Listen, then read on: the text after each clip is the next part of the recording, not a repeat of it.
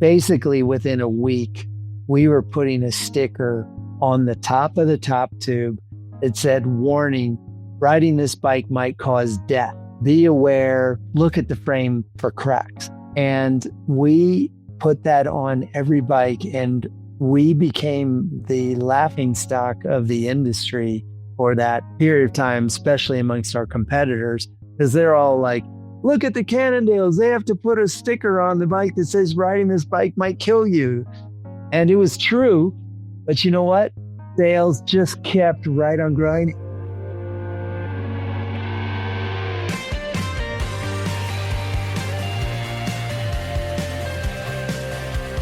From Escape Collective, this is Overnight Success, the podcast about the entrepreneurs, the personalities, and the passionate people who make up the sport of cycling and the stories behind the icons they've built.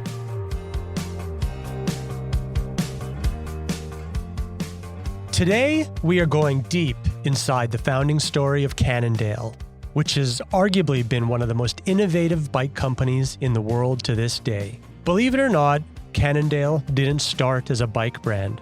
It started in a small train station in Connecticut in the early 1970s, building bike trailers, bags, and whatever else paid the bills. The co-founder often cited in Cannondale's origins is Murdoch McGregor, but he left not long after the start of the business, and he passed away in 2022 at the age of 83. So sadly, we couldn't speak with him.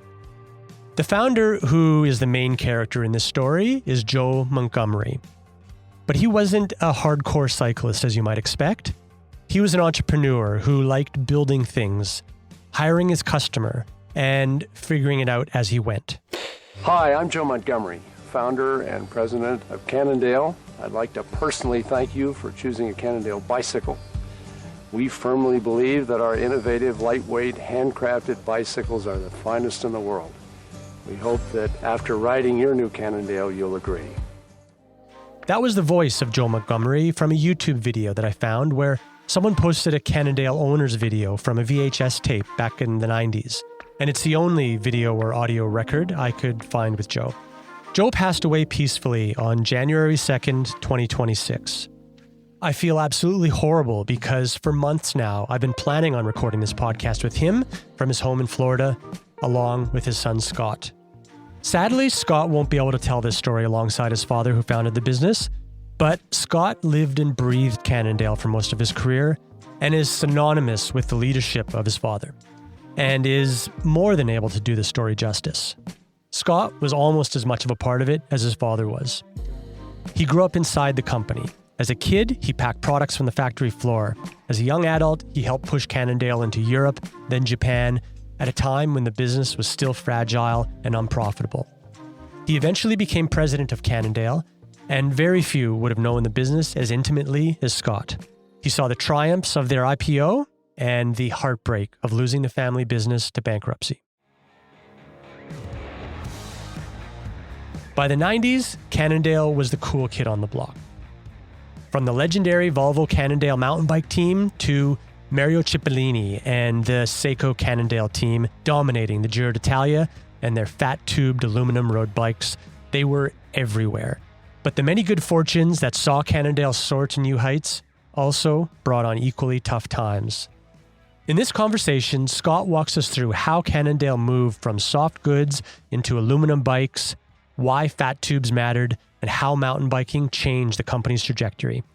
He also talks candidly about the years when nothing felt certain. Margins were thin, layoffs happened, and success looked very far away. If you care about how bike companies actually get built, how innovation really happens, and why Cannondale looks the way it does today, this story is worth your time. Here's my conversation with Scott Montgomery. So maybe let's start at the beginning. Tell me about, how your father Joe and Murdoch McGregor started the company, where that was, when it was, and what they were doing. Yeah, so it was 1971, that I know for sure. And of course, these stories get a little bit convoluted over time. But the way my father told to me is he was watching a cyclist and kind of a hippie, because that was the 70s. literally riding with a 10 speed, because that's what we called them back then. And he had a backpack on, and he had one of those big frame backpacks. Backpacks used to be really long, and the aluminum frame would stick out, and he had a sleeping bag on the bottom. And my father was like, God, that poor guy going up that hill, hard enough climbing that hill. He's climbing it with a 40 or 50 pound backpack on it. They were actually working on air conditioners, which is something I don't know if anybody even remembered. But in this little train station, which the train stations had become automated. So, they didn't sell tickets anymore. Everybody just bought the ticket or got a pass when they got on the train. So the station was empty and it was cheap.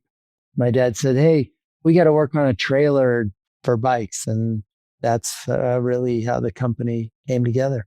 Before we move on to the bike trailer, what was the name Cannondale and what was behind that? Well, this is for sure folklore, but somehow early on, they hired a guy by the name of Peter Myers. And at some point, my father was like, we could really use a phone around here. So he sent Peter out to the payphone, which was literally in the parking lot. He put the quarter in and called the phone company and said, and the phone company's like, well, what's the name of the company? And Peter looked up at the Cannondale on the train station and said, Cannondale. No way. That's where it came from. Do you even know what Cannondale means? It was just a little train station name. Technically it was Cannondale, Connecticut, but it was less than that. It was actually in Wilton, Connecticut, but the train stop was called Cannondale. So I don't even know where that came from, but it was like a little community of maybe 5 houses. It's a place. Yes. Got it. Yeah. Interesting.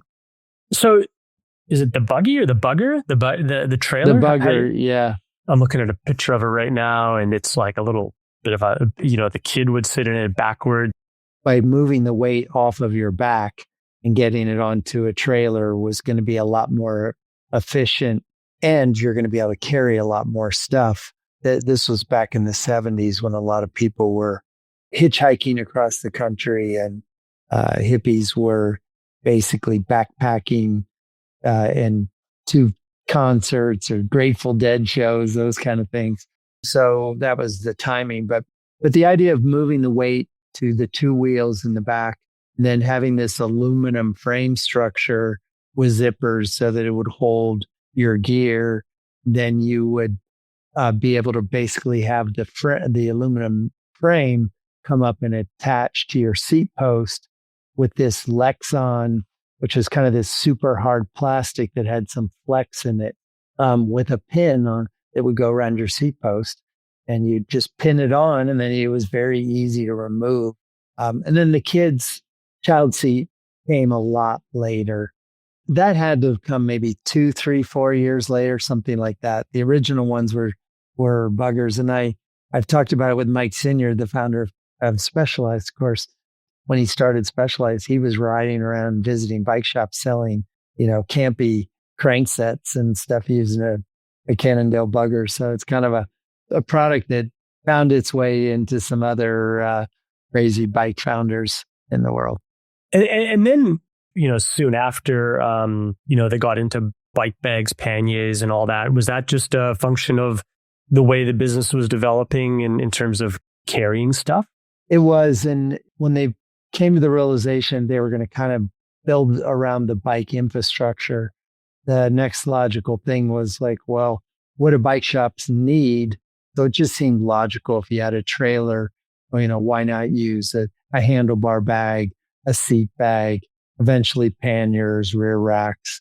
It just kind of kept coming as an extension of the same idea. And if you were already calling on a bike shop and they were buying 3 buggers, and then you could say, hey, how about some seat bags or handlebar bags? It was just a logical extension of the brand. Well, as far as your dad was a cyclist back then. Was that his interest in the bike, or was that completely random as well? He never was much of a cyclist. He was really much more of an entrepreneur, first and foremost, and he loved starting businesses. He was very active, and I can't remember a day in my life where I didn't see him either having gone for a run at lunch or gone to the weights. We went on backpacking trips, fishing trips. So he was certainly an outdoorsman, but he never was much of a cyclist, which is kind of funny because, he got all of us to be cyclists. Everybody that worked there was a cyclist for the most part. I'm not going to say everybody, but 70 or 80% of the people that worked there rode bikes. Do you think he hired people based on like cultural fit, and being a cyclist was kind of required? He was all about hiring your customer. That was one of his mantras, hire the customer. Born in 61. So that, I was 10 when the company started. I was definitely working at the company as a kid, like on the assembly line. Really? doing things right. I was assembling seat bags for $1 an hour and packing buggers in boxes. I'm sure there were left out parts out of some of those buggers that I was assembling at, 10 and 11 years old. But no, he was all about hire the customer. And there was kind of a feeling at one point, like it was almost like a college frat house in a way. They'll leave all the negativity out of a frat house, but just there was a sense of like, oh, you're 20, you like to ride a bike, you want a job, you don't mind making $2.42 an hour. Come on in, show up. I'll give you something to do, Yeah, wow. In 1983, your dad got into making a bike itself. You introduced the large diameter aluminum tubing into the first bike, into a touring bike. What was happening at the time in bikes that made them feel like that was their next natural step? The way I believe the aluminum bike really came together, there was an engineer that was working for Electric Boat, which was in Connecticut, and that's where they made a lot of the submarines for the U.S. Navy. Guy David Graham wrote my father a pretty long letter that said, hey, I think if you were to make a bike out of fat tubed aluminum, it would be significantly lighter and better. And then my father really took that letter and called him, basically worked out a deal with David to leave the, big submarine company and come to work for Cannondale. So that was really the inspiration. My sister, Lauren, recalls that he had a propensity for that because he had done some sailing early in his life, in his, early 20s. And the mast of the sailboat was made of aluminum, and he got into some sort of a hurricane or really bad, a storm, and the boat turned over, and they somehow through a big cargo ship passing by and, realized they were in the water and somehow organized rescue. So there's probably some truth to that he knew that aluminum masts work well and they were oversized on sailboats. But it was really David's kind of coming to him, and made sense to him very quickly that if you increased a tube's diameter, it was going to be both stronger and stiffer. That weight savings would be significant. In those days, was this the sort of forefront of aluminum construction, material construction, and that, or had been long established? Well, there were a couple people doing it. Gary Klein, but he really probably made one of the earliest aluminum bikes when he eventually sold to the Trek family, the Burks. And there was Vetus, which was out of Europe, that was really skinny tubes made out of aluminum with lugs. But those had a lot of adhesion problems early on. But I think what Cannondale really did, probably first and foremost, was just really turbocharge it. I can't really say that they were first to do it, but they really saw the opportunity to grow the market and really made it the leadership product. Once the bike came, that was where quickly all the energy of the company morphed in that direction. And that's why was seen as kind of the market leader eventually. It didn't happen overnight. There were a lot of people that looked and go, that'll never sell. But I know people were excited. There was a joke inside the company, even when I took over the marketing later, that it was a dentist bike. Like the hardcore racer dude wasn't buying a Cannondale. The hardcore cyclists, they were on Conalgos and Pinarellos and other sexy Italian bike brands, a lot of which have come and gone. So it wasn't a cool bike when it first came out, but it got there eventually. It seems to me this was kind of around the time too when Specialized started making the serious bikes and Trek as well. There was a movement happening in U.S. bike manufacturing, not aluminum, but is that your recollection or is that accurate timing? If I would kind of do it as a East Coast, West Coast kind of thing, the East Coast was definitely probably where the road bike, touring bike stuff was happening. But the West Coast really gets the ownership or the validation or of the mountain bike, whether it was Mike Sinyard or Tom Ritchie or, gosh, and I'm going to leave people out, or certainly Gary Fisher. But in the East, in Connecticut, a mountain is like, I don't know, 700 feet or something like that.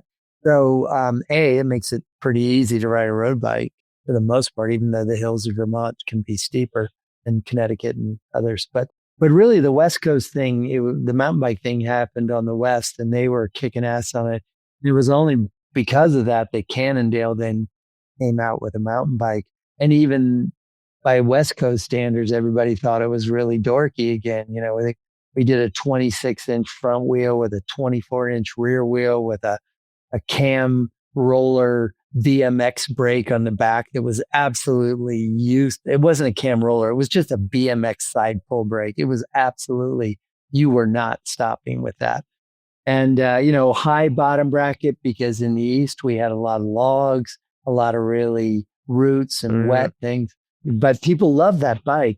You said about the first aluminum touring bike that Cannondale produced, the company quickly focused all their energy into that. I assume that meant that it was an instant hit. It was very successful. There's a great line from Sam Walton's book, Made in USA, that, most overnight successes are 20 years in the making. And honestly, that was really Cannondale. I mean, the company started in 71. We really, in my mind, became cool or hot in 94. That's when the Volvo Cannondale thing happened. Now, the bike came, but it was a steady. It wasn't this explosion like Apple computers or something. It was still very much a slow trod of hard years where profits were low or nil, or, you might make 500,000 one year and you lose 500,000 the next year. Our fair share of layoffs and, hard times. And really the mountain bike, which really gained steam in the late, it came to the market in 86, 87, but it wasn't an explosion either. It started happening and gaining, but the original mountain bikes, you had crappy, 1.75 tires. You had shitty brakes that rarely worked. You had no suspension. You had terrible saddles. You had heavy handlebars. So, everything was a progression. What was the importance of mountain bikes for Cannondale with getting into that market? Oh, it was huge. I mean, you could say the mountain bike really justified fat tube aluminum. First and foremost, weight was a big problem on mountain bikes. On mountain bikes, you were launching off of things and really putting a stress and strain on them. So some of those early mountain bike frames to be rugged enough, they were 4.5, 5 pounds. So if you could start making an aluminum frame and get it to 3.8 or 3.9 pounds, that really made a difference. And the fact that it was stiff too, because you're doing really tight turns, you're going off of things at higher speeds. The stiffness of the mountain bike really helped a bunch. Tell me more about the 26 front, 24 rear design in the mountain bike. Was that the first mountain bike that you did? Again, it was just a bunch of East Coast guys saying, well, we got to do something different than, the early Gary Fishers and Tom Ritchie's, for the most part were longer frames and they were going down fire roads pretty fast. There weren't mountain bike trails. Remember, that was there were hiking trails. So they went through creeks and a lot of drop off. The idea in that it being in Connecticut was that there were going to be a lot of fire roads and tighter, a lot more switchbacks. And so a short wheelbase, high bottom bracket bike that would be not for really going at high speeds. That bike was perfect for an East Coast version of a mountain biker. I imagine the company was doing quite well at this time to be able to enter the European market. Yeah.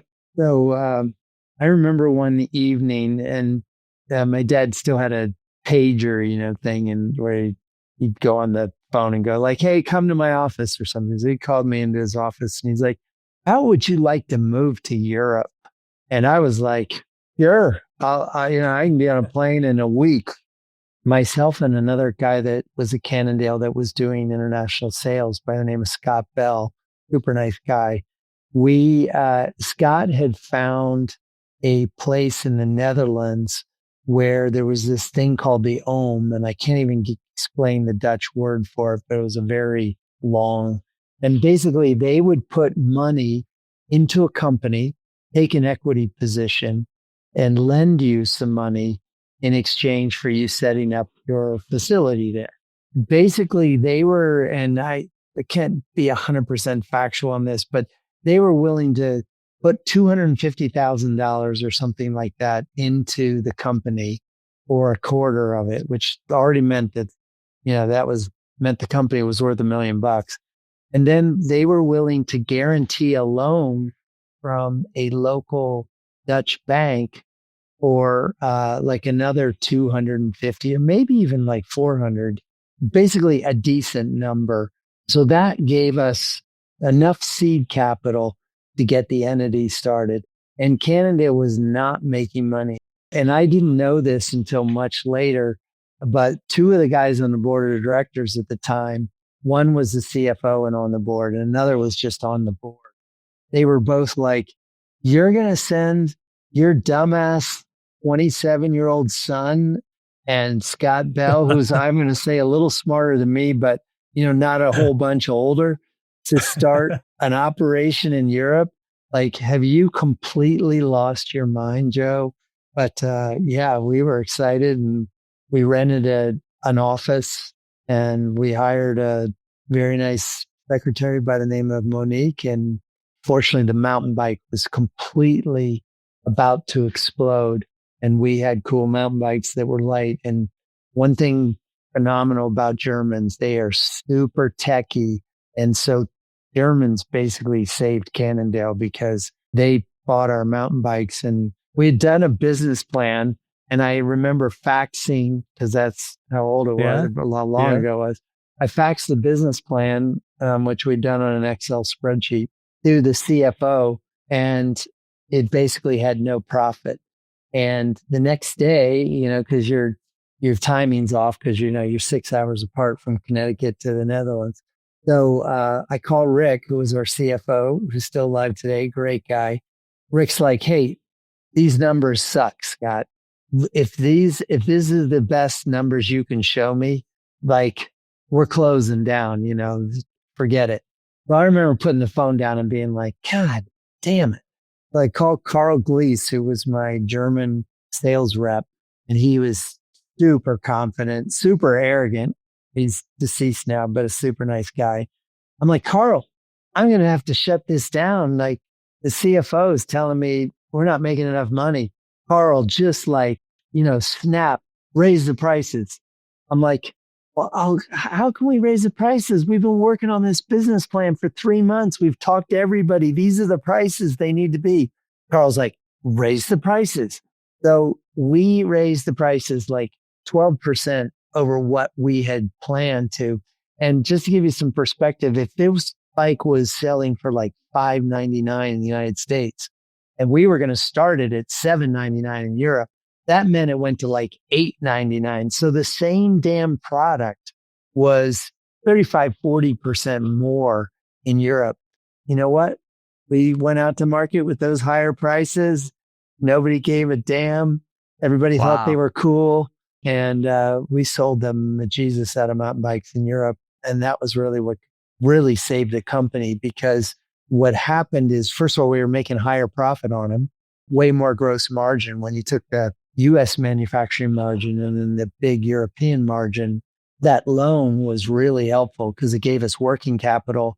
And by the time I left the Netherlands, which was to move straight to Japan, which was about 3 years later, I was so stoked because the original guy who approved the loan didn't even believe our business plan. He was like, he was smoking a cigar, and basically he said, "You realize you guys are dumb punk Americans and we are the Netherlands. We know more about bicycles than you will ever know in your entire life." And he said, "I am pretty sure this business is going to fail. But since I have the guarantee from the OM for the 200 or 300 or whatever thousand, I'll lend you that much money because when you go out of business, the OM will have to pay off the loan." By the time I moved to Japan to start Cannondale, Japan, the loan was up to 10 million guilders at the time. It wasn't even euros yet, which was a lot of dollars. And he couldn't approve the loans anymore because it had to go to Amsterdam where a higher executive was approving the loans. So anyway. Was Made in USA a real badge of honor to Europeans at that time? It wasn't, I call it the Rolex effect, but I'm making that up. I'll never forget when I was working for Scott many years later, and we were going for a mountain bike ride, and we were in this area where, you'd have a Swiss, basically farmerish guy who would be responsible for the hectares or whatever it was. And I remember looking at this guy. He's got an orange suit, got a chainsaw, got a cigarette, and he's got a Rolex on. And I'm like, and a Rolex in America at that time was an investment banker that was, making lots of money every year. That effect of when it's, it's like the same thing with, there's so many other analogies, like a good French bottle of wine is worth a lot in the United States. When you're in France, you can buy wine cheaper than you can buy, Budweiser in a grocery store. So anyway, yes, it worked, and it added to the mystery or to the reputation because it just seemed different. That really was the moment Cannondale's coming out party in the late 80s. Did your dad go looking for this, or did it come across his desk, or how did the OM offered a loan and so forth? I have to give the credit to that for Scott Bell. He somehow came across it. He was doing international sales with another gentleman by the name of Nick Reardon, and they somehow stumbled into it. My father loved the idea because he was an innovator and he liked the idea of setting up our own operation. At the time, most companies used distributors. And so, the model was if they were buying the bike for maybe 40% below the retail price, then they would mark it up 30%, and then the dealer would mark it up another 35 or 40%.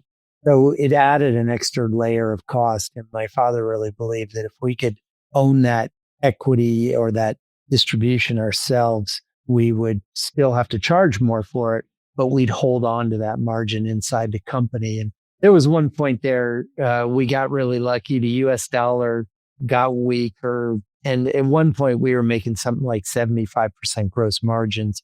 And in the bike industry, which is kind of a, 30% margin industry, we were making money at a time where the company really, really needed it. What do you think would have happened if that windfall didn't take place? All those sort of lucky moments lined up. Wade, that's the coolest thing about business from my experience. And again, I'm lucky because I've always loved the bike. And as a business person, you always have to have great products. You got to have good people, and you got to have some capital. But there is always an element of luck and timing, and it works for you and it works against you. You just can't predict some of the things that happen, and you need to be in the right place at the right time. And sometimes it's around hiring, the right person. Certainly, when we got Mario Cipollini and, the whole Seiko team, we were in the right place at the right time. But that was just lucky. And I can't say it was smart. I can't say it was a good decision to even do it when we did it, but we went for it and it worked. And so it just was one of those, cool cards that we had in life. And that was a Joe Montgomery cool card. He knew somehow when to take the chance.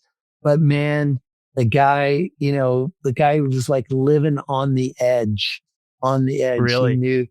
He knew how to live on the edge, and he somehow was comfortable with it, which is, where he had that kind of Joe Cool. Is that right? So there wasn't, the entrepreneur stress throughout the household. He didn't share that weight on his shoulders. Do you think he felt that weight on his shoulders, or by the sounds of it, no? No, absolutely. He felt it, but he was just good at somehow going to bed and getting up and figuring out another way. That was one of his true strengths. In that way, I think that's the hard part about, you hear this from a lot of entrepreneurs, is the luck works for you. And then you start to believe your own luck, right? That you think, oh, well, I was lucky the last 5 times, so I'll be lucky the next time.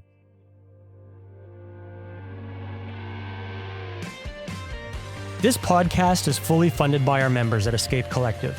In fact, all of our content on our website and our podcast network is 100% supported by our members who believe that cycling media should be independent from the sport and industry we cover, and that we should exist to serve you rather than live or die by our ability to be a platform for the sole purpose of selling you more stuff.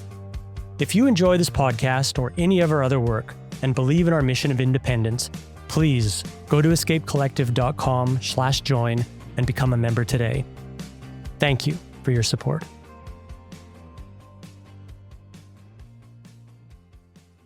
Let's keep talking about the mountain bikes, because this is when they seem to really start getting innovative.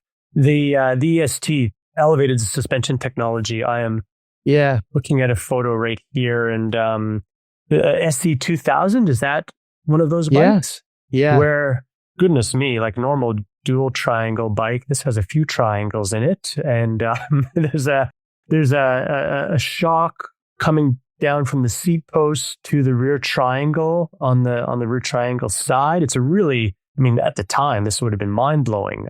Tell me about that. I think it was right up there with, there were definitely people obvious doing things, but it was one of the earliest. That basically put Fox on the map. That was that coilover rear shock there. That was a Fox shock. Yeah, that was an original Fox shock when Fox was nothing. Was that what they were doing, shocks at the time? Well, they're the 2 Fox brothers. One went the road of the head, which was Fox Racing, and the other was the tail, and that was, in the logo, and that's what became ultimately the Fox Shock Company. And it was 2 brothers. But here's my favorite story around the EST. So we had just gotten Cannondale Europe going. We'd only made like 5 of those. And of course, this was typical Cannondale at the time. Make one, get it in the market, and then figure out later how to make it good or make it work. And so Scott Bell and I and Nick Reardon had organized a big editors soiree in that little Oldenzaal, Netherlands. And we invited all these editors to come because we're going to show you the first suspension mountain bike in the world. We got all these editors showing up, and the goddamn bike has not arrived yet. And not only has it not arrived, it's only a frame. So we are like, what are we going to do? We got all these editors coming. They get there on the Tuesday or whatever. We spend the whole first day doing a bike ride, showing them our gloves and all this other stuff that was all, nothing exciting. And we put a big box in the room, the conference room where we were showing, and we wrapped wrapping paper around it.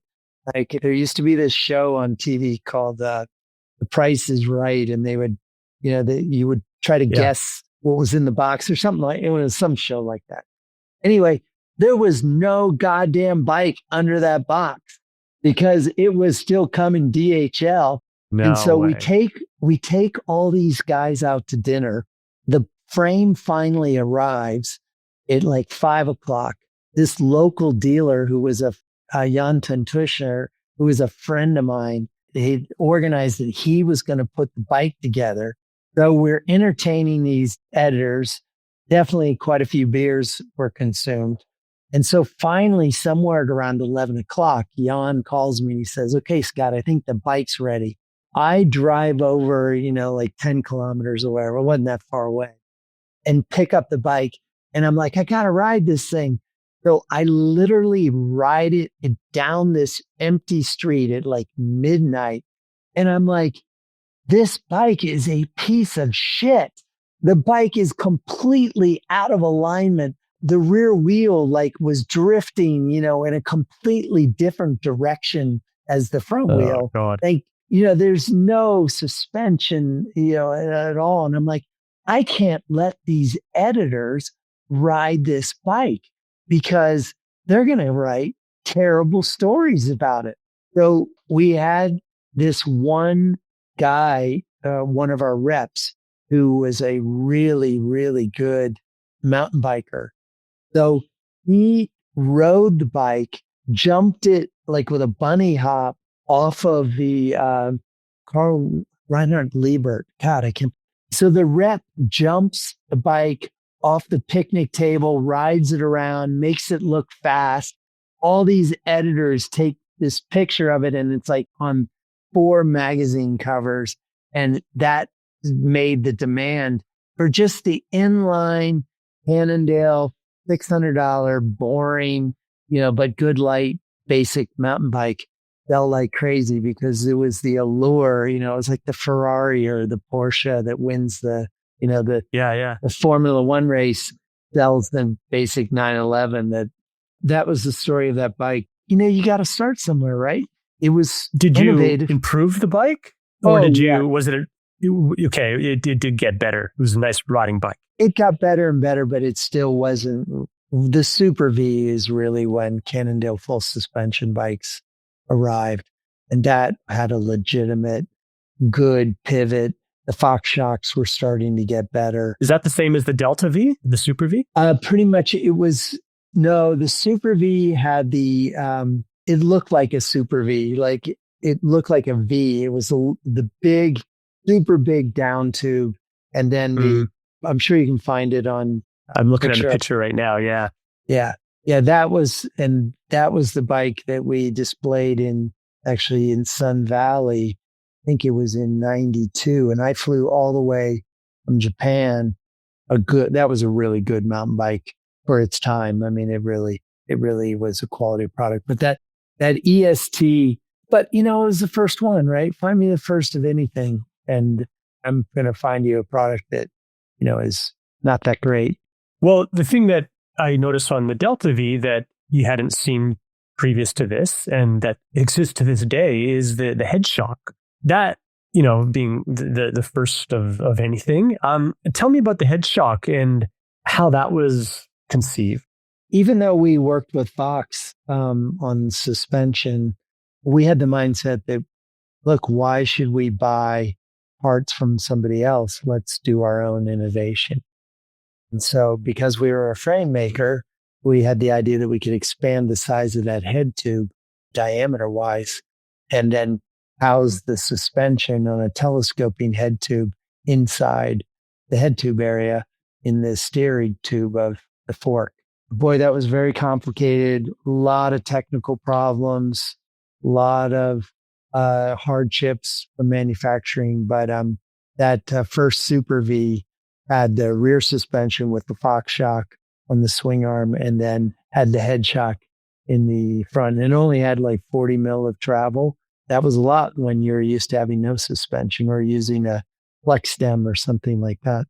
That seems to be a theme in Cannondale's DNA of using a lot of proprietary techniques and parts in that. Does that stem from just you would prefer to keep the margin or the constraints that was presented by using other people's parts? What was the rationale behind that mindset?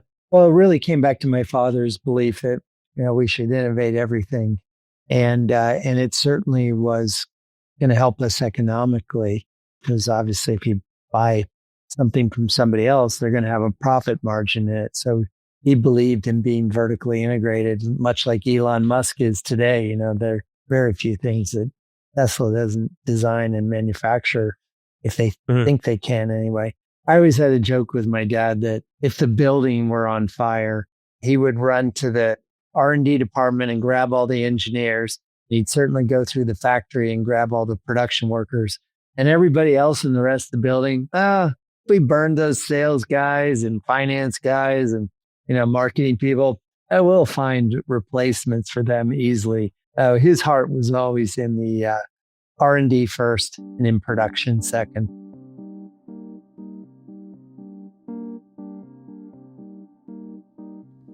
As competitors began copying oversized aluminum, Cannondale stayed ahead through superior fabrication. They utilized laser cutters to create tab and slot tubes that snap together like Lego, ensuring perfect alignment before welding.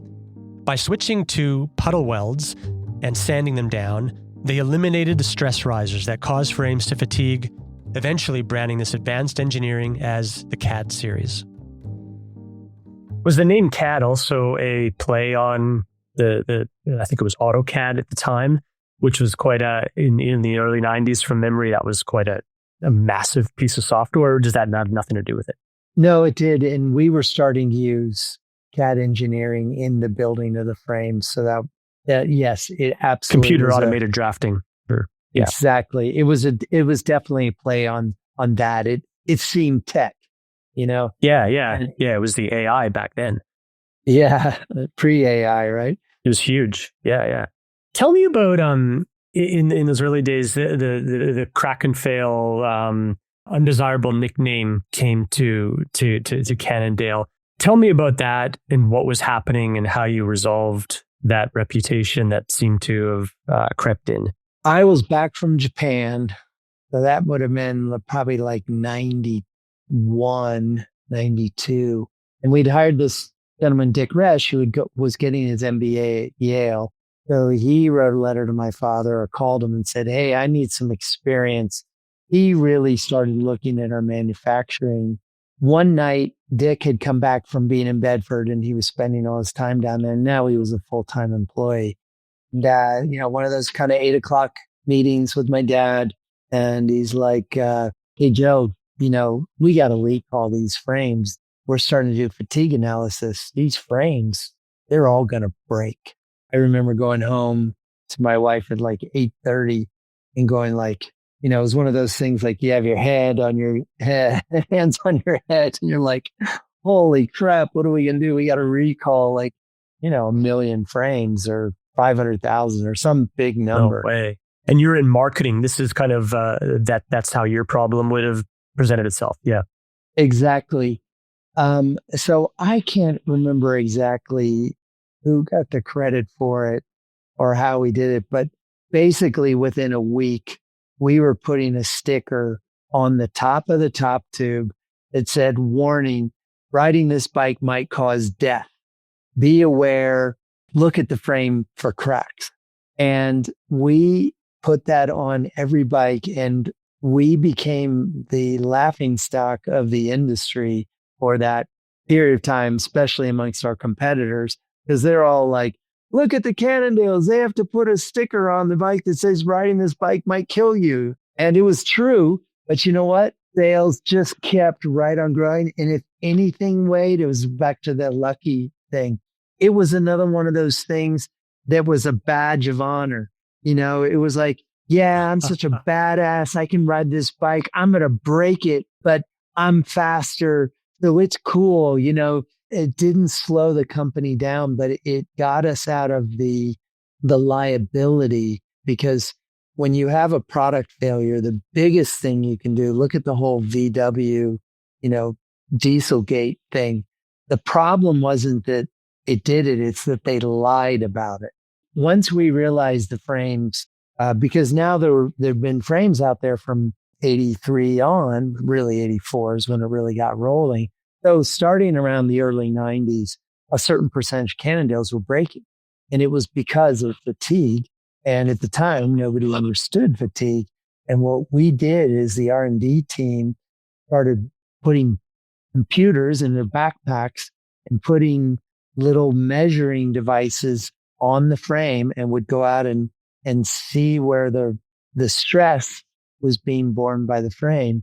We just started doing that analysis, and we started figuring out okay, here's the weaknesses. That's when we started doing things like sanding the welds, which was good anyway, because they made the bike look better, but it reduced fatigue and stress risers. We changed the welding rod material. We did a whole bunch of things. I could talk for 2 hours about that. There's hundreds of thousands of frames out there that probably would have bankrupted the company by recalling them all. Going forward, you put stickers on, I imagine. What about all the bikes out there? What did you do for communication with that? Well, we sent a letter to the dealers that said basically the bikes can fail. Fortunately, it wasn't a high percentage that were failing. Keep an eye on the bike when the person brings it in to get a new set of tires. Particularly the most dangerous point was where the down tube would intersect with the head tube. And if there was a crack in that under the down tube, that was the most dangerous, because if it cracked and separated, the fork would go forward, the down tube would go to the floor, and your head would go into the pavement. Did it ever happen to anybody like that? I am sure that there were a few people injured, but I would say very luckily, and this is back to that luck word, we got after it. And fortunately, for every person that goes out and rides 10,000 miles a year, there's a lot of other people that ride 100 or 500 or 1,000. And so their bike was going to be long since bought or sold before, it would ever fatigue. So a few did crack. We handled it professionally. But then that one night when we thought we were going to have to basically bankrupt the company, that was a long night. But the sticker truly worked to our benefit, and it made for a lot of fun amongst our competitors, but it didn't hurt the company at all. And we fixed the problem essentially over the next year. You mentioned Japan and how you went to Japan to start that subsidiary for Cannondale. Why was that the next market, and why was it important to Cannondale? At the time, we were really struggling on our sales to Japan. We were being distributed by Mitsubishi Trading, which is one of these huge trading companies, with a big skyscraper and thousands of employees.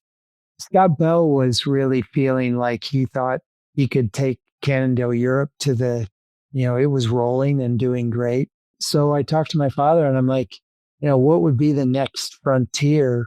And he was like, well, definitely Japan. Again, and just another stroke of luck. Rick Kearney, who was the CFO, and I went to the Tokyo show. Is this the CFO that told you need to adjust that P&L? Yes, it is. Okay. He trusted you by now? He trusted me by now. We went to the Tokyo show. We're literally walking around, and there were a lot of people at the show, but there were a lot of people that didn't speak any English at all. And there was this one booth where there was this gaijin by the name of Michael Jackson, of all names. And he had been a Mormon missionary and had moved to Japan, learned perfect Japanese. and he wrote perfect Japanese too. And he fell in love with mountain biking and went to work for a company, a mountain bike or a company that was called Yokota Cycles in Japan. And he developed a mountain bike brand. I meet Michael, who's this just completely, a fish out of water, and he's selling like crazy in the Yokota Cycles booth or whatever. And so I start talking to him and befriend him. And then he's got a girl with him, Wink Zimick, who ultimately became his wife eventually. I say to Michael, like, hey, would you have any interest in leaving, and starting a Cannondale Japan with me? I'm going to do this. He's like, no, I have zero interest in that. I'm like, well, how about this? Since you know the Japanese market, how about if we do a call once a week? We'll just talk about, the bike market.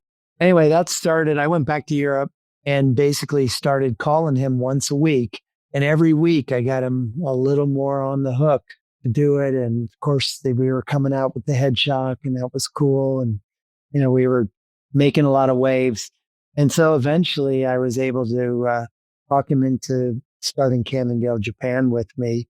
And Wink was a racer and we agreed to sponsor her. And that really got things going. And then again, we just got lucky as all get out because we were still undercapitalized, even though we were profitable now as a company. And Michael had a relationship with this one bank, Daiichi Congo Bank, and they had no international business at all. The bank manager was jealous of all the guys that were up in Tokyo. They had these big international companies working for them.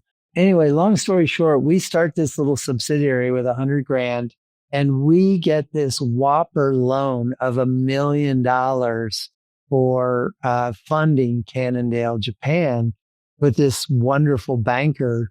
First of all, that gave us extra working capital and we needed every penny of that because at this point now, Cannondale is really growing. Even though we were profitable, our debt to equity ratio was still not completely in line. And once that funding came in, then that really gave us the working capital to start importing a bunch of bikes. And Michael and Wink came up with creating the New Balance Cannondale team for mountain bike racing. And that really got us hot amongst Japanese riders. And the other thing we did, which was so stupid that we didn't solve before, when I started first traveling to see dealers with Michael, I would be like, why aren't you selling any Cannondales? And they're like, well, your smallest size is a 49. And we're like, yeah, well, what's wrong with a 49? They're like, well, we need 47, 45, and 43, sizing because Japanese were smaller people for the most part.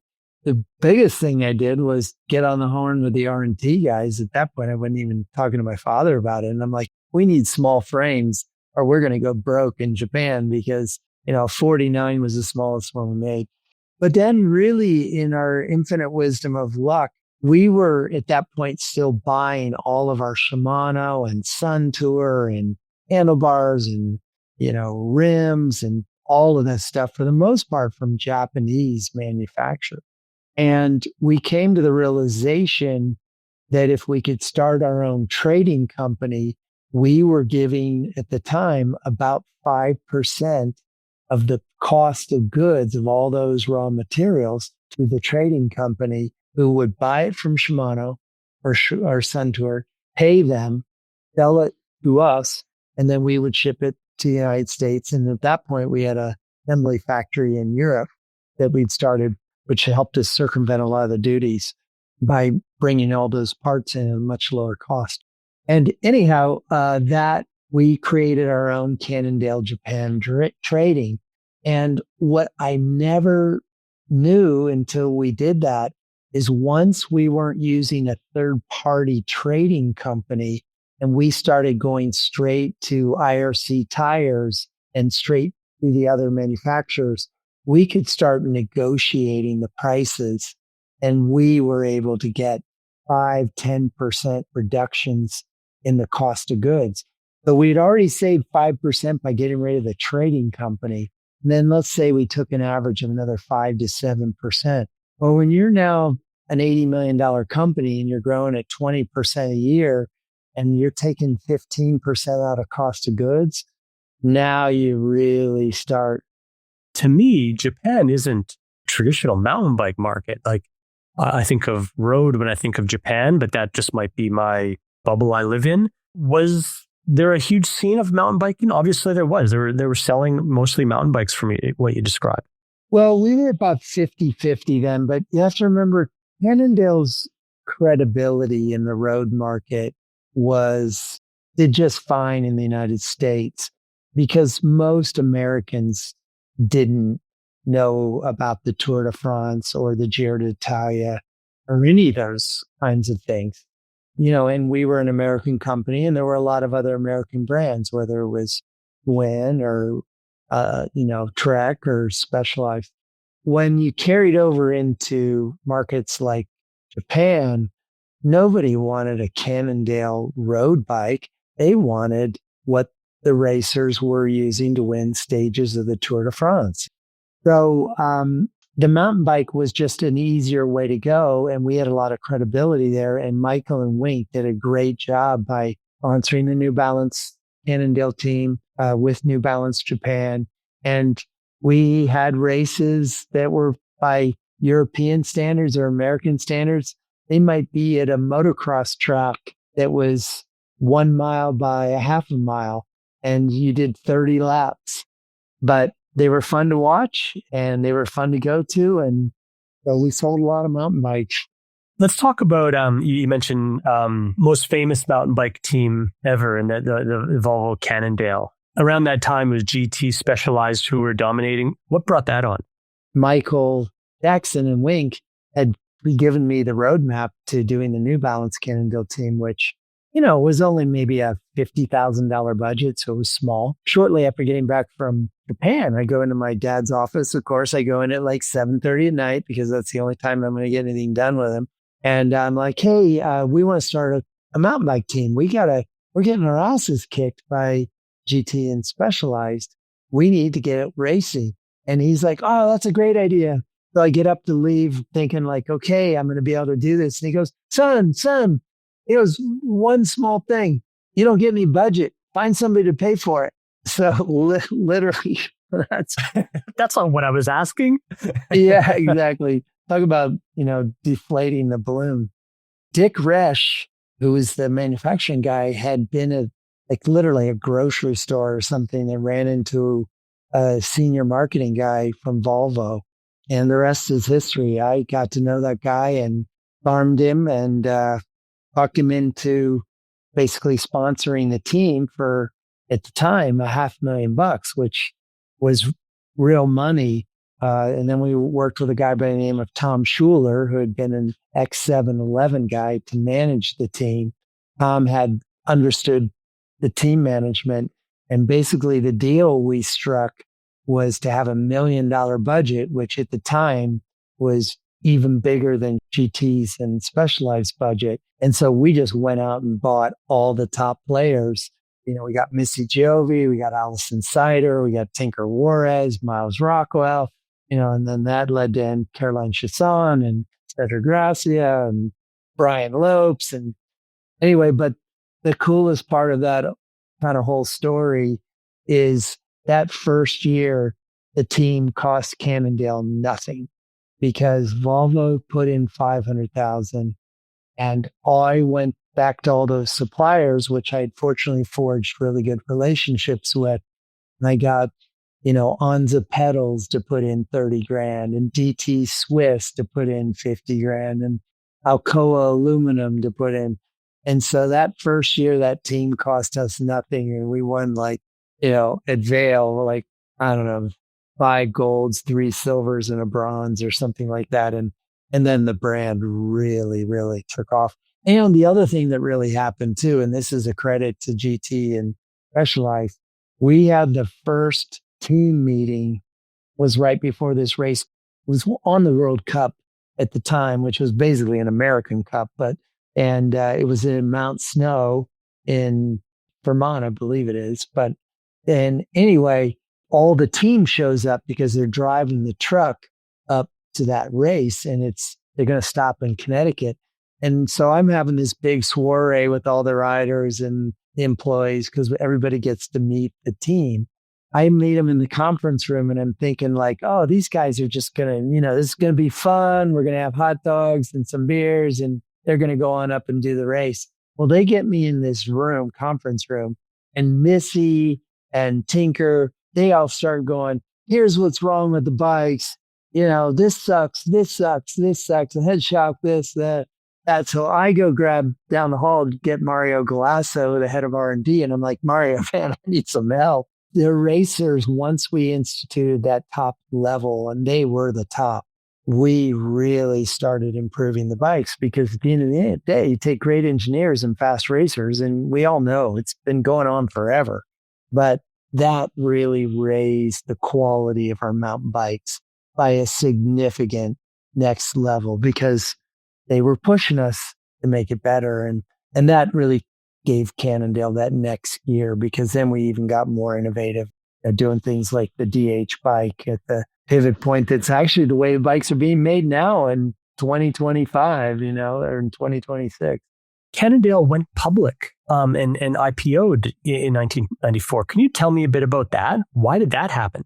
Somewhere when I was in Japan, because the company was growing so quickly, my father did a private equity deal with a division of Morgan Stanley called Princess Gate.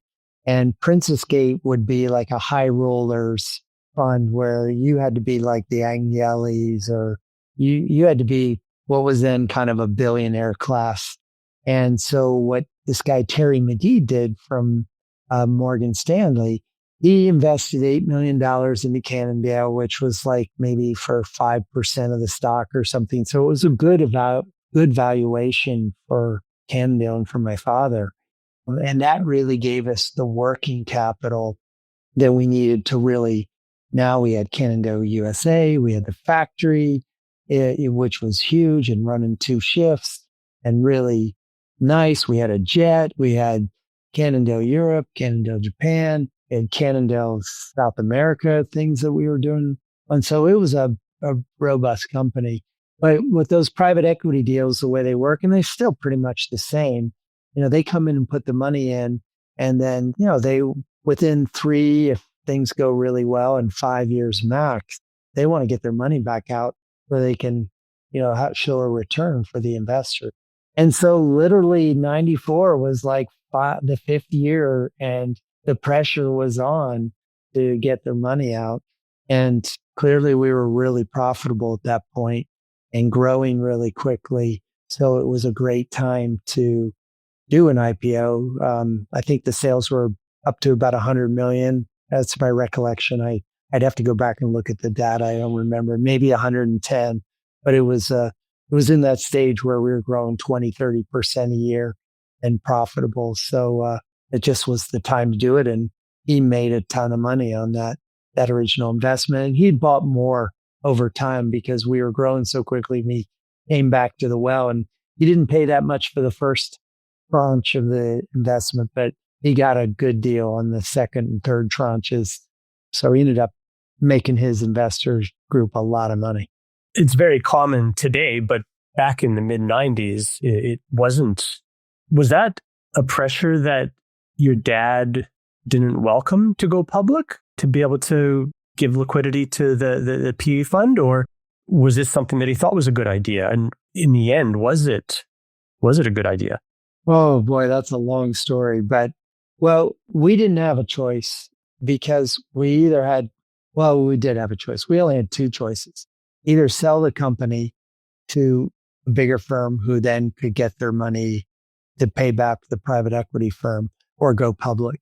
You couldn't raise more debt to buy the shareholders out? No. I mean, we were profitable at that point, but we weren't profitable enough to buy them out. They wouldn't have sold, if they bought in at a low price. When they wanted to sell, they wanted a much, much higher price. If they were only 8%, though, they couldn't really force anything, could they? That's a really good question, Wade. By that point, they were up to about 30%, even 35, if I recall. The first tranche, they didn't pay very much. They didn't give very much equity, but the second and third tranches, they picked up a lot because we were now, we were stuck in that fuel as fast as they could give it to us. And so they got good deals on the next stages of the investment. But really, to answer it, my father wanted to still run the company, and he also didn't want to give up control. And the beauty of going public is you had a lot of shareholders, and you didn't own the majority of the shares anymore, but you were publicly traded, and the shares were dispersed over many, many different individuals. Even though the family probably at that point only had 20 or 25% of the company, you could easily control it. Like, Elon Musk, I think, controls Tesla with 10%, and he wants his trillion to get his 25%. But, the reality is most publicly traded companies are controlled with a very small amount of equity in the CEO's hands. Did it turn out to be a good decision? It did and it didn't. The good part about it was create a liquidity event, got all the debt off the company, changed the lifestyle for a few years for my father and myself, some of our key employees. But in the end, it was a bad thing because Wall Street wants to see that growth keep going. I can't blame it on some people have, but I can't blame it on that. But that was part of the other side of the good luck, because when we started pursuing the motorcycle, we were using that extra cash that we gotten. And that was really playing a much bigger ball game, because in the bike industry, you had $100 million companies, and ultimately the Specialized and Trex and Pon, which owns Cannondale now, are all billion-dollar companies. But at the time, a big bike company was 100 or 200 or 300 million. My father then, by going after Honda and Yamaha, now he was playing in the billionaire class. And we just did not have, even though we had a lot of money by comparison to the bike companies, that was a much different game. And it was not uncommon for Honda to spend $50 million on developing an engine, and we were trying to develop one for $5 million, and we were just outclassed. Yeah. In 96, you guys got into road racing with Seiko, which is another standout team in my head in my formative years in cycling. So can you tell me how that came about and why you did it? It was really, racing 2.0, right? Because we'd done the Volvo Cannondale team, and it had completely, transformed the company in terms of demand and awareness. And Beppo Hilfiger, who was one of my first hires when I started Cannondale Europe, continued to go and gain stature in Cannondale Europe, and ultimately became the president or managing director of Cannondale Europe. And fortunately, he was Italian, spent most of his life in Switzerland. He is a wonderful friend and just a great guy, and perfect English, of course, perfect French, even though he says he doesn't speak perfect French, but it's perfect French. Really good German, really good Swiss German and Italian. And I think he speaks good Spanish, but he'd say that he doesn't. I can't dispute that. But anyway, Beppo was like, come on, Scott, we proved this on the mountain bike side. We got to do it on the road side. And to be completely honest, we were selling Cannondale Europe was a nice size company now and selling a lot of bikes, but we were selling like 100 road bikes a year, literally in 96. And so Beppo's like, I think I can talk Mr. Zappella from Seiko into considering to use Cannondale for road bikes. Seiko was a coffee brand, correct? Was coffee it a coffee machine or coffee? They made the espresso machines, and they were really big in Europe and really scaled company. I mean, every Italian family had a espresso machine in their house, right? So Beppo, and he gets 100% of the credit. And all I did was fly to Europe and meet Mr. Zappella and Beppo at Mr. Zappella's house. And this is his weekend house. So it was like out of a movie. He has this huge house with these thick, beautiful plaster walls, a big swimming pool. To the right, as far as the eye can see, are vineyards. And to the left, for as far as the eye can see, are olive trees. We're sitting there, and his English was not that great, though way better than my Italian. And Beppo and he are negotiating. And at the time, most of the bike sponsorship deals were managed by the director of the team. And what Mr. Zappella had done is he owned the team himself, which is, by the way, like a lot of sports today, right? It changed. But at the time, the teams were these small companies, and usually the team's director did all the sponsorship deals. And, they needed that Seiko or whatever one big brand to put up the $1 million, or the rest of the money, they were just doing side deals. So oftentimes to be the bike sponsor was maybe 100 frames and some Gruppos. Mr. Zappella was pissed about this because he was like, I'm putting all the money in for this damn team. And he's a businessman. He's like, I should be getting the bike sponsor to give money. So we're basically sitting there at his house enjoying a Saturday. And we're saying to him, look, we'll give you 500 grand to be the bike sponsor. And he's like, 500 grand? I can't get 100 grand out of Mosier or, Conalgo or Pinarello. So he's really stoked about that. And of course, the way I was thinking that is, yeah, well, I'm going to go back to the Volvo Cannondale playbook. I'll get 250 from Cannondale and I get 250 from Shimano and all the, tire sponsors and everything else. Well, anyway, the day goes on and Zappella has a cell phone, which I didn't even have still at that point. His phone starts lighting up because word starts spreading around the Italian racing and French racing scene that Cannondale might end up being the bike sponsor. As these calls come in, the price, 500, 600, 700. And keep in mind, I was not authorized to spend anything. We're a publicly traded company. So anyway, by like 7:00 at night, the number is $1 million. One of the Italian companies is offered to basically outbid us. For some reason that I will never understand, Zappella basically goes, fuck off, all you Italian buddies of mine. Where were you last year and the year before? This company's come and shown up with real money, promised to give us, great bikes, and they're putting some real numbers. So he goes, I don't want your $1 million. And there was one other thing we were lucky about, and that was we were an American company, and Seiko had a division in the United States, but they were not selling coffee, espresso, $600 espresso machines, as most people were buying a can of Folgers or some crappy, 7-Eleven dog shit American coffee. So he appreciated very much that we'd come to him with real money. But what he also really appreciated was the fact that we could give him visibility in America. And that's what he really wanted and needed. And so then the last part of the story, which is just crazy. So we're thinking, okay, we've spent more than we were supposed to spend. I don't know how I'm going to explain that to my father, but we've got the team deal done. And of course, I'm not going to call him and, ask for approval. I'm just going to sign the damn thing and, figure it out later. Cause I knew that if I brought it up, there was the risk and I wasn't going to go all the way home empty handed. Anyway, the final call of the night is from the team director to Mario Cipollini and going, hey, Mario, we're going to sign with this Cannondale company. And Mario's like, yeah, no problem. I'll still ride my Mosier.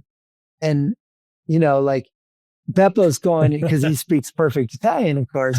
He's going, no. You're going to ride the Cannondale. And Cipollini's like, I'm not riding a Cannondale. That thing's an ugly piece of crap. I'm not going to ride a fat tubed bike.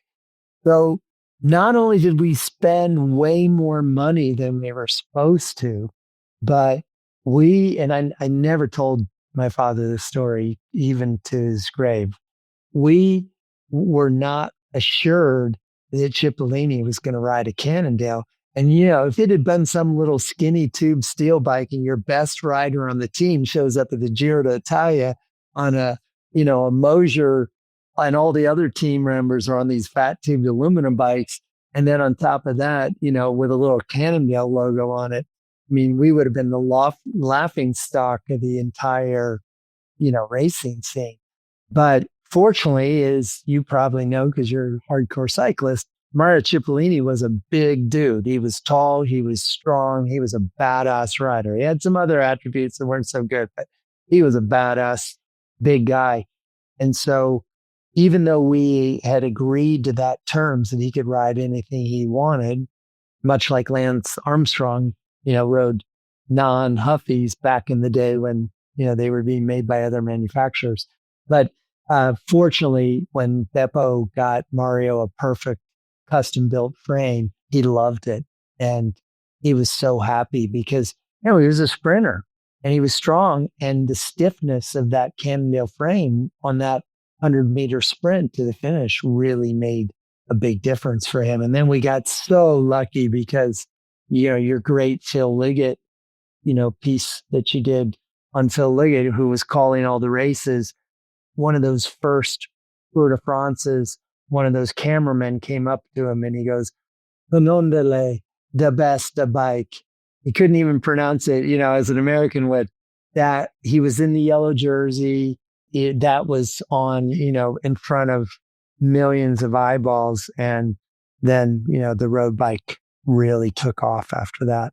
Incredible what that endorsement did back then when there was one channel to watch bike racing and that everyone listened to every word, and how that could change the trajectory of a company. That's still working. I mean, look at how many MV wheels are being sold today in Cannondale's, with Pogacar winning every damn race around. So in that way, a dominant Tour de France rider really makes it. But, we didn't have the good general classification riders, but Mario was the sexiest guy racing. And he, every once in a while an athlete comes along, I call it Michael Jordan effect, and he just transcends the sport from a combination of charisma, great athleticism, a brilliant personality, leadership, or whatever. And Mario was one of those guys that people paid attention to. So, the hardcore bike shop knew Mario Cipollini was riding to Cannondale,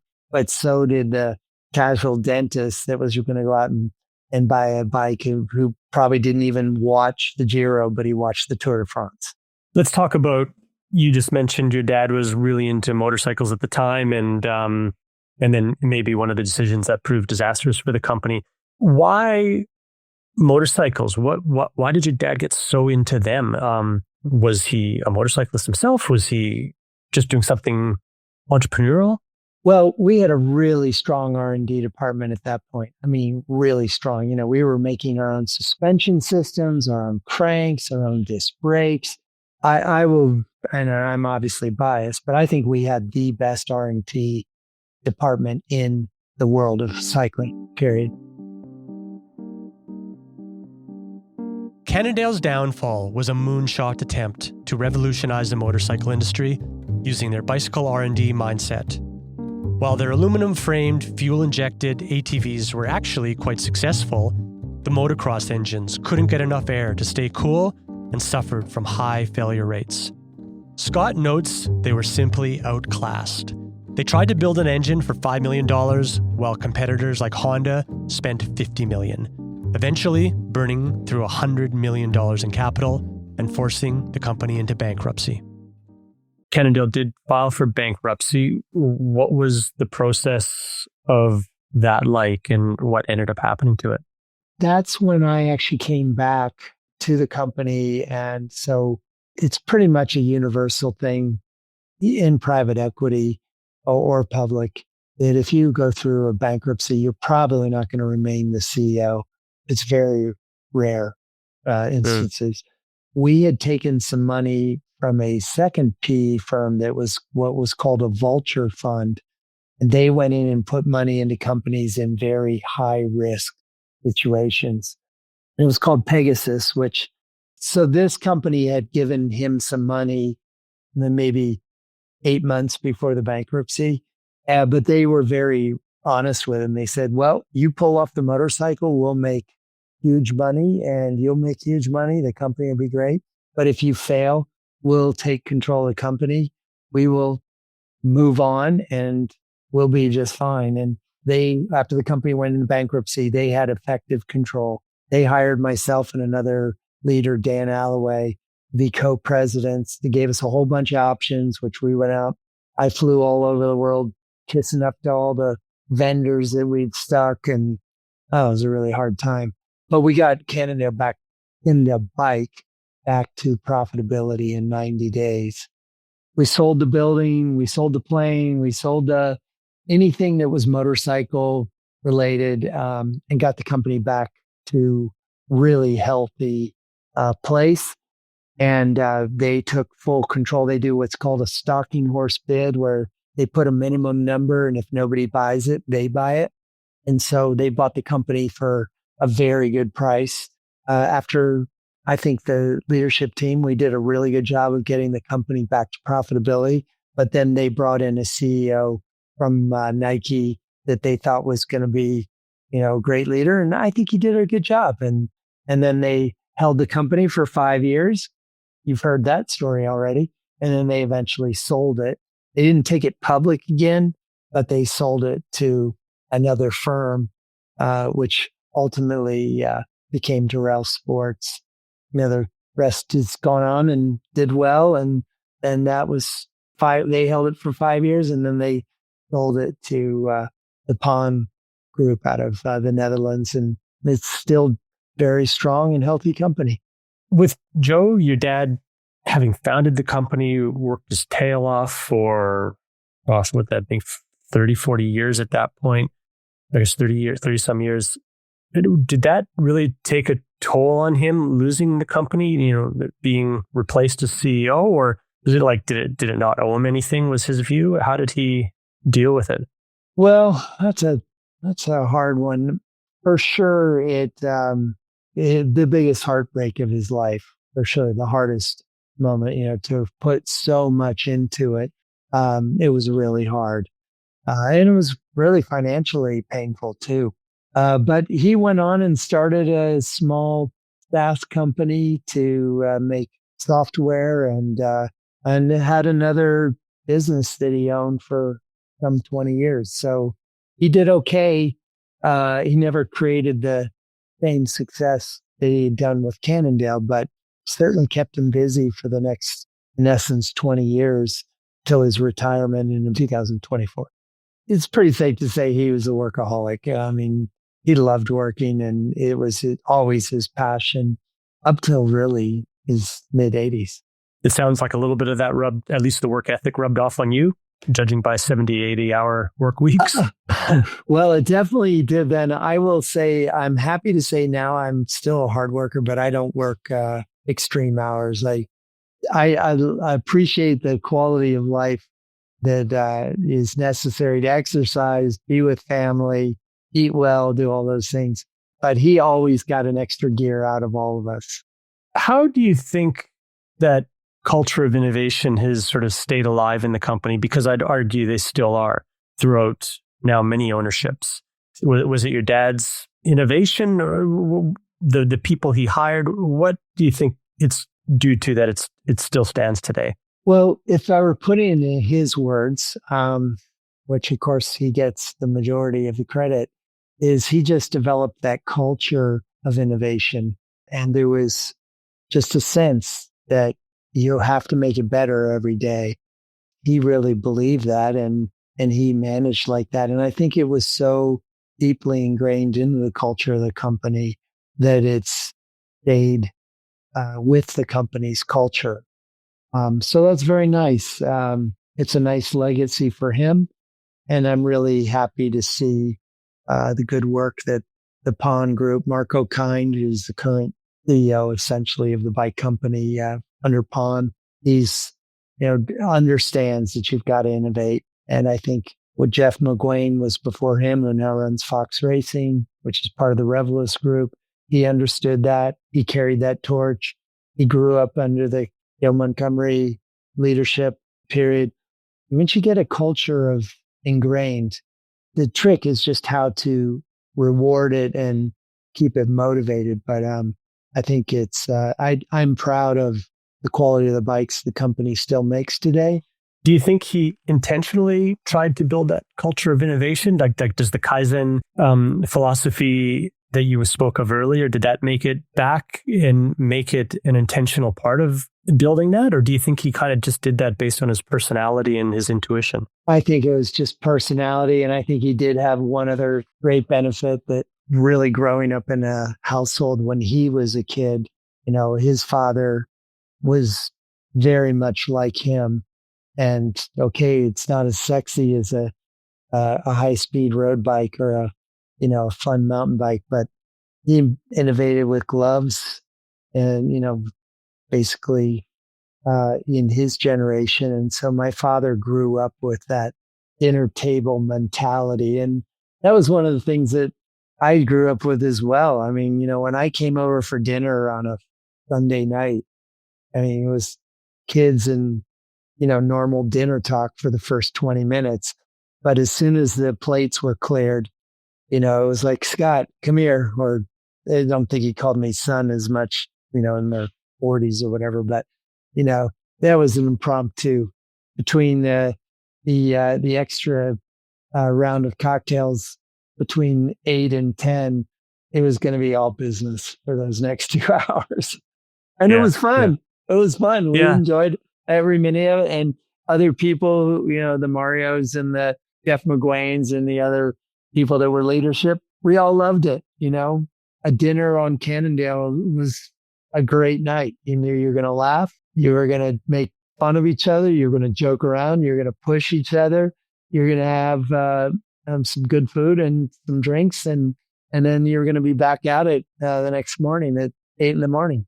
What's your emotional connection to the brand now? I would just view it with nothing but love. I'm a very happy guy. I've never really had very many down times in my life. Certainly the period of going through the bankruptcy, especially with my father, watching how hard it was for him was very hard. But I've always rebounded and, fortunate. After I left Cannondale, I was instrumental in bringing Scott bikes back into the U.S. And now I've got a very nice digital marketing firm, Crank Tank, that I have a lot of fun with and is surrounded by really smart people. And we do marketing for a lot of brands all over the world, digital marketing primarily. When I look back at Cannondale, I just look back at all the fun times I've had, all the great people I got to work with. And I would say, and maybe that's a good point to leave it, it's probably the most special part about Cannondale is whether it was during the passing of my father recently or getting a phone call, there is not a week that goes by in my life that I don't talk to somebody from the Cannondale family, because it really is a family. And once you're in, you never check out. That's very, very unusual. Most people kind of, work for a company for 5 years and then they go on. But I consistently hear, and it's really all credit goes back to my father and the culture he created. If you were in that family, you're automatically accepted by the rest of the community, whether you were there 2 years or 10 years. And it's just a bond that still keeps people together. And it's why when whatever 1,000 people, texted me and whatever, you call back as many of them as you can, because they're actually friends that you've been through hard times and good times. And it just has a camaraderie that is very special. I think that's probably, so I look with Cannondale with pride, and I'm also a realist enough, and I tell it to my kids all the time, if you think you're going to go through your life and every day is going to get a little better than the last, you're delusional. The key to life is when you fall down, get back up. If you do that, you're going to be just fine. Cannondale's journey has been exciting, challenging, and ultimately very rewarding. It's also been marked by principles that we adopted in our earliest days and that have remained constant throughout our history. An insistence on excellence at all levels, a devotion to producing the finest quality, most innovative products possible, a relentless commitment to customer service, and a firm belief that American workers are still the finest craftspeople in the world. We remain committed to those same ideas today and hope that as a new member of the extended Cannondale family, you find meaning in these beliefs as well. Thank you again for choosing Cannondale. We wish you many miles and many years of great riding on your new bicycle.